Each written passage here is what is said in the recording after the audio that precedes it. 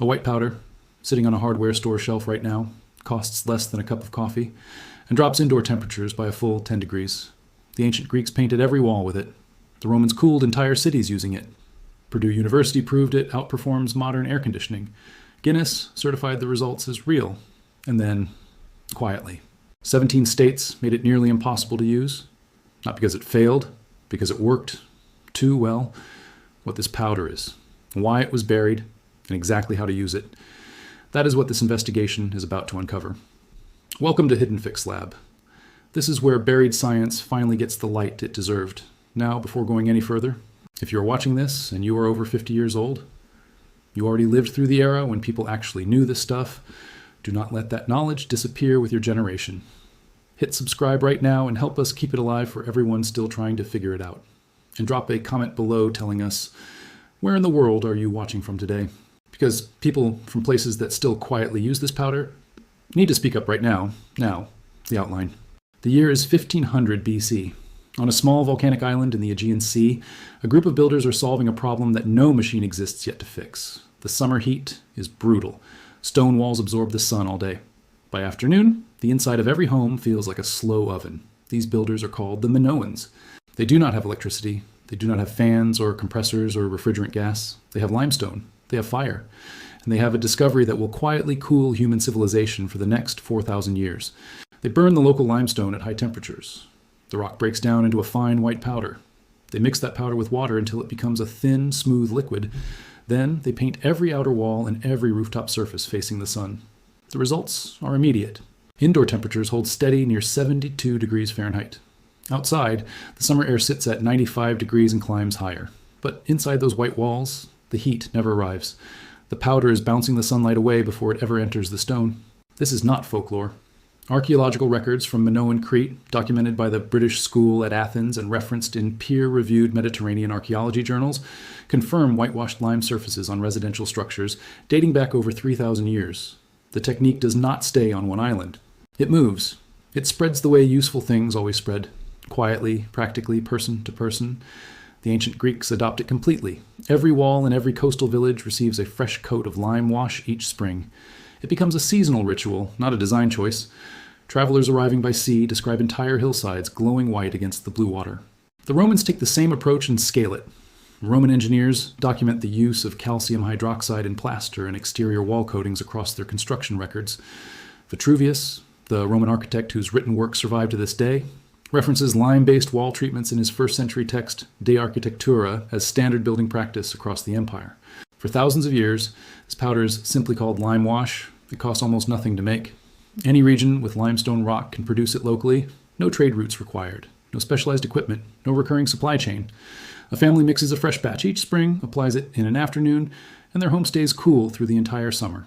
Entire civilizations depend on it. North Africa uses it. Southern Spain uses it. Morocco, Sicily, southern Italy, the Greek islands, millions of homes across centuries, all cooled by the same $2 powder sitting on hardware store shelves today. Then something changes. Not because the powder stops working, not because a better solution is discovered.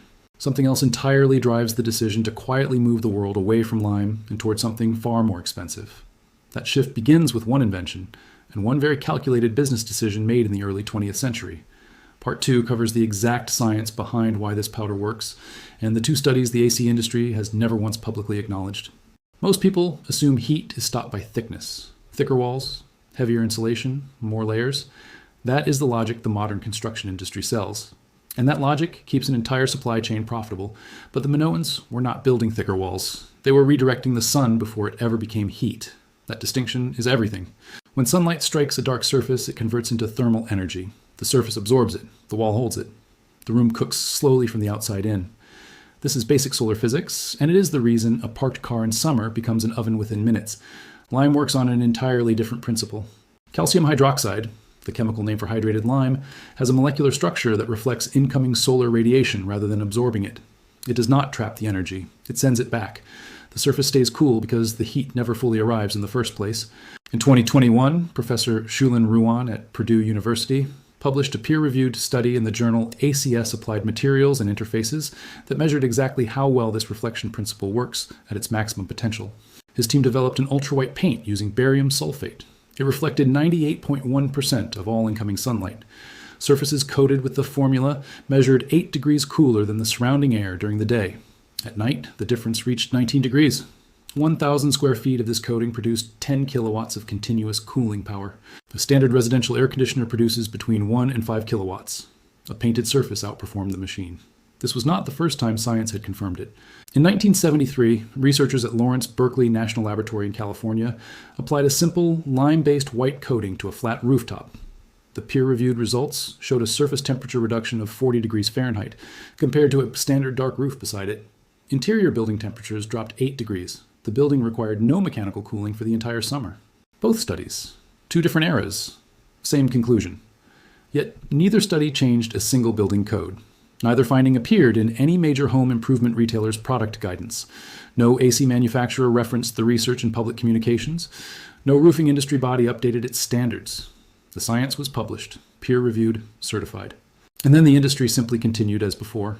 That is not an accident. That is just economics. Part 3 reveals exactly when the suppression began, which companies are named, and the one researcher whose career quietly stalled after publishing the wrong findings. The science was never hidden inside a classified file. It was not locked in a government vault or erased from university servers. It sat in plain sight, published, peer-reviewed, and completely ignored by every industry that had a financial reason to look the other way. That is not a conspiracy. That is just economics. The turning point arrives in 1902. Willis Carrier installs the first modern air conditioning system inside a printing plant in Brooklyn, New York. The original purpose has nothing to do with human comfort. It is about controlling humidity for ink consistency. But within 2 decades, the application shifts. By the 1920s, movie theaters begin installing mechanical cooling systems, not for the films, for the ticket sales. Cool air draws crowds during summer months. The industry realizes immediately that comfort can be sold on a monthly basis in a way that lime powder never could. By 1950, residential AC units enter the American market at scale. The $14 solution already exists on every hardware store shelf. The industry builds a $200 billion business around the alternative. In 1978, the American Society of Heating, Refrigerating, and Air Conditioning Engineers, known publicly as ASHRAE, publishes updated building energy standards. Those standards define acceptable roofing materials, approved insulation types, and recommended surface treatments for residential construction. Lime wash does not appear anywhere in the document. Not banned, not discredited, simply absent. ASHRAE's funding sources that year include direct contributions from Carrier Corporation, Lennox International, and the Air Conditioning and Refrigeration Institute. This is documented in their own published annual reports.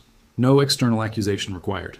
The Homeowners Association movement accelerates the erasure through the 1980s and 1990s.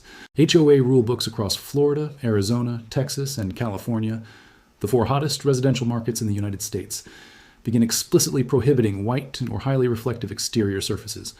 The stated reason is aesthetic uniformity. The documented effect is thermal.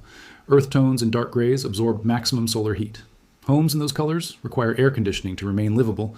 17 states now have regional HOA guidelines or municipal codes restricting reflective roofing surfaces in residential zones. One researcher felt this pressure directly. Dr. Hashem Akbari, a scientist at Lawrence Berkeley National Laboratory, spent decades publishing findings on cool roof technology and urban heat reduction. His 2008 paper in Climatic Change calculated that converting all urban rooftops globally to reflective white surfaces would offset the equivalent of 11 years of global carbon emissions. The paper was cited in academic circles. It was never once referenced in a single U.S. building code revision. Dr. Akbari later stated publicly that the research consistently reached policymakers and consistently produced no regulatory change. The powder was never defeated by science. It was defeated by a business model that cannot survive next to a $7 bag of lime. Part 4 delivers the exact method, measurements, and one documented homeowner result that proves this still works today. The history is documented, the science is peer-reviewed, the suppression is recorded in public filings and HOA rulebooks anyone can read today. What remains is the only question that actually matters for a homeowner standing in the summer heat right now. Does it still work? And exactly how is it done? The answer to the first question is yes. In the summer of 2023, a homeowner in San Antonio, Texas applied a standard lime wash coating to his 1,400 square foot asphalt shingle roof. He purchased 2 50-pound bags of Type S hydrated lime from a local hardware store. Total material cost came to $26. He spent one afternoon on the application. Before the coating, his attic measured 138 degrees Fahrenheit at peak afternoon heat. 3 days after application, the same attic measured 97 degrees under identical weather conditions. His indoor living temperature dropped by 9 degrees without any change to his existing AC settings. His electricity bill for that summer dropped by $180 per month compared to the previous year. Over 3 summer months, he saved $540 from 2 bags of powder and 1 afternoon of work. His AC unit ran less than half as often as the previous summer. The method is straightforward. Step 1. Purchase 1 50-pound bag of Type S hydrated lime from any hardware or building supply store. Cost ranges from $7 to $14 per bag, depending on location. For an average residential roof between 1,200 and 1,800 square feet, 2 bags are sufficient for 2 full coats. Step 2. Mix the powder with clean water at a ratio of 1 part lime to 2 parts water. Stir slowly until the mixture reaches the consistency of thin milk. No additives required. No bonding agents. No commercial primers. Step 3. Apply the first coat using a thick nap paint roller or a wide masonry brush. Work in sections. Cover the entire roof surface evenly. Allow the first coat to dry completely. In dry conditions, this takes between 4 and 6 hours. Step 4. Apply the second coat the following morning. 2 coats produce a surface reflectivity level that independent testing consistently measures between 80 and 90% of incoming solar radiation. Total application time across both days is approximately 3 to 4 hours of active work. One important note for homeowners in restricted areas. 17 states carry municipal or HOA guidelines limiting reflective roofing surfaces. Before application, reviewing local HOA covenants and municipal building codes takes 30 minutes and avoids unnecessary complications. For homeowners outside restricted zones, no permit is required for exterior lime wash application in any U.S. state.